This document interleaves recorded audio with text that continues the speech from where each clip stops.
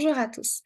Dans cette vidéo, nous allons aborder la relation à la douleur, car c'est souvent cette relation. C'est pas souvent le patient, il arrive avec une maladie, un symptôme, et nous on a nos outils kinés pour agir sur le symptôme, mais souvent c'est la relation à la douleur qui va figer le processus du patient. Donc je vais caricaturer deux positionnements possibles qu'on rencontre très souvent.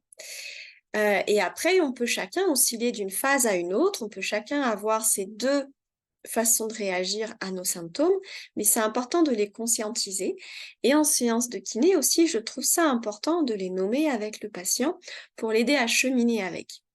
Donc quand le patient, il arrive avec une maladie ou un symptôme, il peut soit être dans le déni de la réalité de cette maladie. Par exemple, son corps va être extrêmement fatigué ou extrêmement tendu. Et la personne, elle va choisir de continuer sa vie comme avant, de continuer de manger des choses qui ne conviennent pas à son corps, de continuer d'avoir un rythme de travail ou des activités qui ne sont plus adaptées à la réalité de sa santé. Donc il peut y avoir différentes intensités de déni et puis le déni n'est pas toujours présent et hem et ces personnes-là, en tout cas, quand on est dans cette phase-là de déni, en général, on va avoir besoin de messages corporels, hein, avec une intensité élevée pour pouvoir réagir.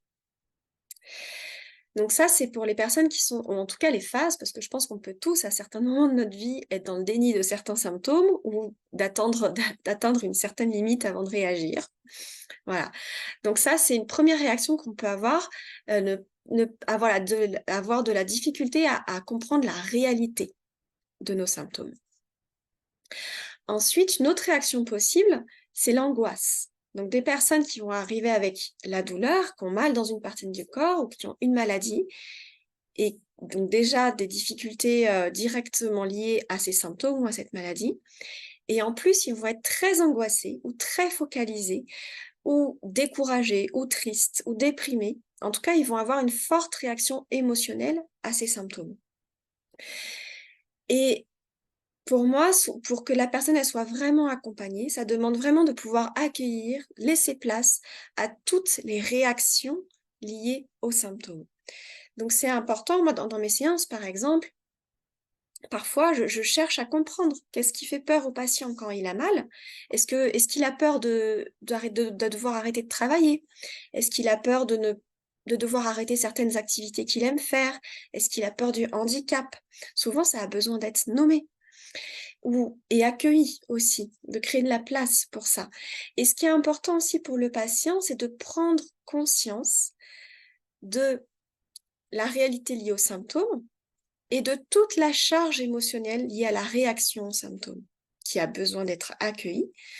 Mais souvent, enfin, dans la douleur chronique, parfois la plus grande difficulté n'est pas forcément liée aux symptômes en lui-même, mais à la réaction aux symptômes. Et c'est la réaction aux symptômes qui fait que le symptôme à lui-même a le plus de mal à évoluer. C'est pourquoi dans ma formation sur la démarche de santé intégrative auprès des patients douloureux chroniques, j'aborde beaucoup cette notion de relation aux symptômes, à la maladie et comment en kinésithérapeute prendre en compte cette relation qu'a chaque patient à sa maladie ou à son corps et comment l'accompagner de façon le plus juste possible pour restaurer un processus plus sain et plus évolutif.